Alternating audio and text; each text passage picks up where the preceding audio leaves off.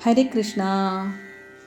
ശിവഭഗവാൻ സർപ്പധാരിയും പുലിത്തോൽധാരിയുമായത് എങ്ങനെയെന്ന് നോക്കാം.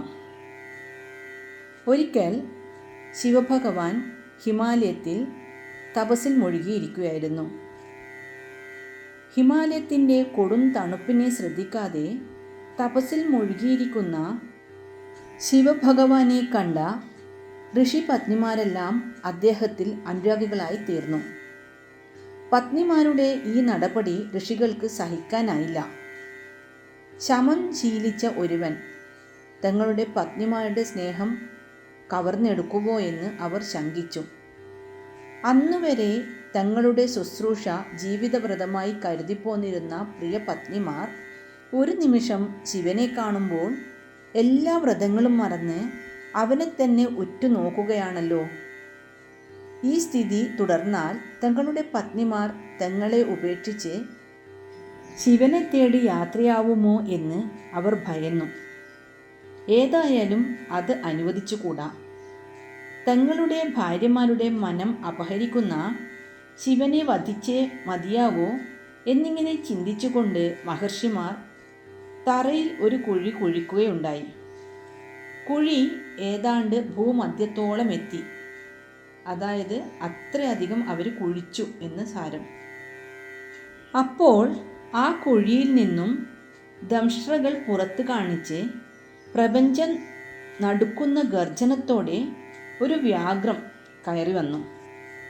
അവൻ മഹർഷിമാരുടെ മുന്നിൽ തല കുനിച്ചുകൊണ്ട് ഇപ്രകാരം പറഞ്ഞു: അല്ലയോ മഹർഷി ശ്രേഷ്ഠന്മാരെ, ഞാൻ രക്തം പാനം ചെയ്യുന്നതിൽ ആസക്തനാണ്.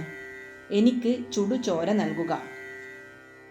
ഹേ മൃഗേശ്വര, നിന്റെ രക്തദാഹത്തിന് നല്ലൊരു ഇരയെ ഇപ്പോൾ തന്നെ നൽകാം. കൈലാസ ശൃംഗത്തിലേക്ക് നീ പോവുക. അവിടെ തപസ്സിൽ മുഴുകിയിരിക്കുന്ന ഒരു യുവ കോമളനെ നിനക്ക് കാണാനാവും. നീ അദ്ദേഹത്തെ കൊന്ന് രക്തം പാനം ചെയ്യുക. ഋഷിമാർ ആഹ്ലാദത്തോടെ അവനെ അറിയിച്ചു. വ്യാഘ്രം ആനന്ദത്താൽ മതിമറന്ന് അവൻ നാവുകളാൽ ചുണ്ടുകൾ നനച്ചുകൊണ്ട് കൈലാസ ശൃംഗങ്ങളിലേക്ക് പാഞ്ഞു. അവിടെ ധ്യാനലീനനായി വസിക്കുന്ന ഭഗവാൻ പരമശിവനെ ഒരു മാത്ര നോക്കി നിന്ന ശേഷം അവൻ അദ്ദേഹത്തിൻ്റെ ശരീരത്തിലേക്ക് ചാടി വീണു. അത്ഭുതം! പരമശിവൻ്റെ ശരീരം തെല്ലും അനങ്ങിയില്ല. പക്ഷേ എടുത്തെറിയപ്പെട്ട പോലെ വ്യാഘ്രം ദൂരെ തെറിച്ചു വീണു. വ്യാഘ്രം കോപാക്രാന്തനായി മാറി. അവൻ വീണ്ടും പരമശിവനെ ആക്രമിച്ചു. അപ്പോൾ ഭഗവാനാകട്ടെ അവനെ നിസ്സാരമായി ഒരു കൈകൊണ്ട് ഞെരിച്ചു കൊന്ന ശേഷം അതിൻ്റെ തോൽ എടുത്തു ധരിച്ചു. മഹർഷിമാർ ലജ്ജിതരായി തലകുനിച്ചു. എങ്കിലും അവർ തോറ്റു പിന്മാറാൻ തയ്യാറായിരുന്നില്ല.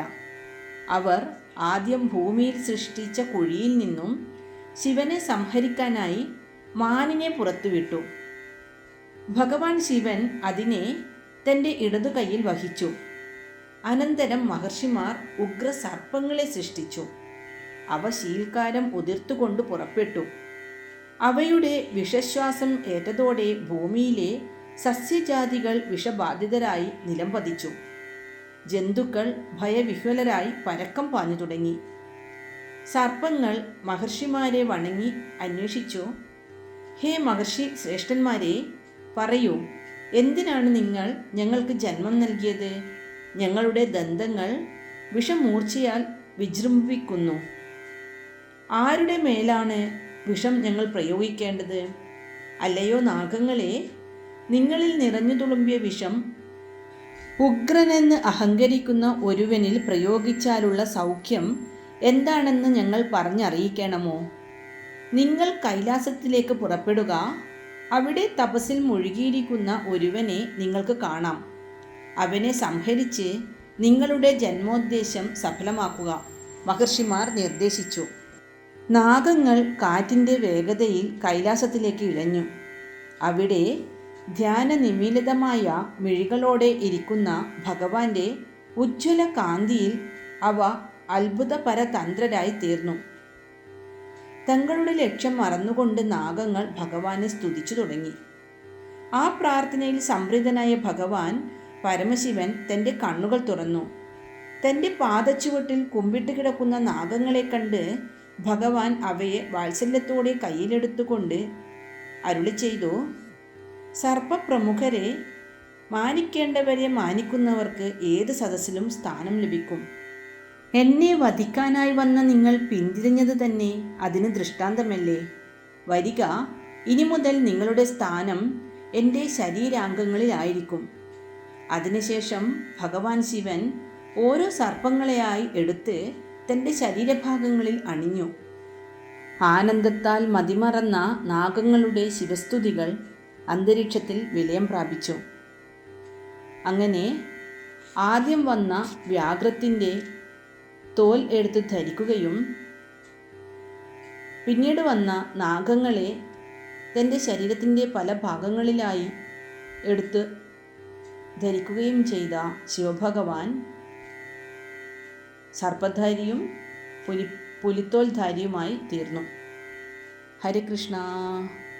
ഓം നമഃ ശിവായ.